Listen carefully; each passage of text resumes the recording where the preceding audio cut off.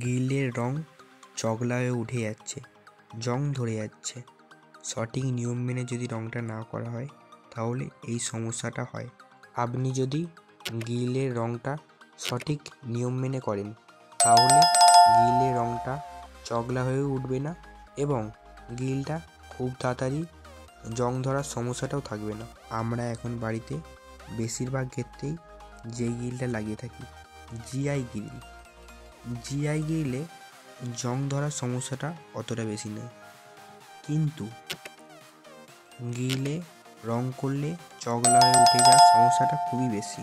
এর কারণ হলো আমরা গ্রিলটা সঠিক নিয়ম মেনে রংটা করতে পারি না। আমরা যেটা বেশিরভাগ ক্ষেত্রেই করে থাকি, আমাদের বাড়ির গ্রিলটা অনেক দিন লংজিভিটি হওয়ার জন্য, জং না ধরে সেই জন্য আমরা গ্রিলটা সঙ্গে সঙ্গে লাগানোর পরই আমরা রং করে ফেলি। এটাই হলো সব থেকে বড় ভুল। এখন বেশিরভাগ ক্ষেত্রেই আমরা বাড়িতে যে গ্রিলটা লাগিয়ে থাকি জিআই গ্রিল।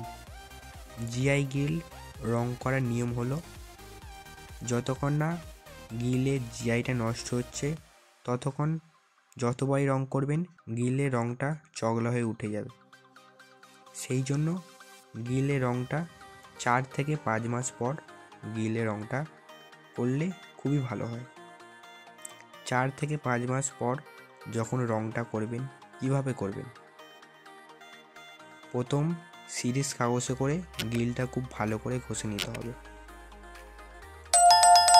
তারপরে হলুদ কিংবা লাল কালারের প্রাইমারটা খুব ভালো করে গ্রিলে লাগিয়ে দিতে হবে।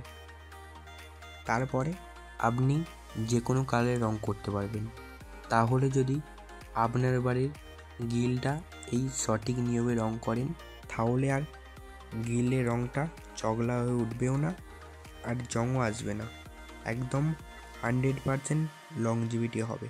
যদি আপনি এই চ্যানেলে নতুন হয়ে থাকেন তাহলে অবশ্যই চ্যানেলটিকে লাইক, কমেন্ট, সাবস্ক্রাইব করে দেবেন নতুন নতুন ভিডিও দেখার জন্য।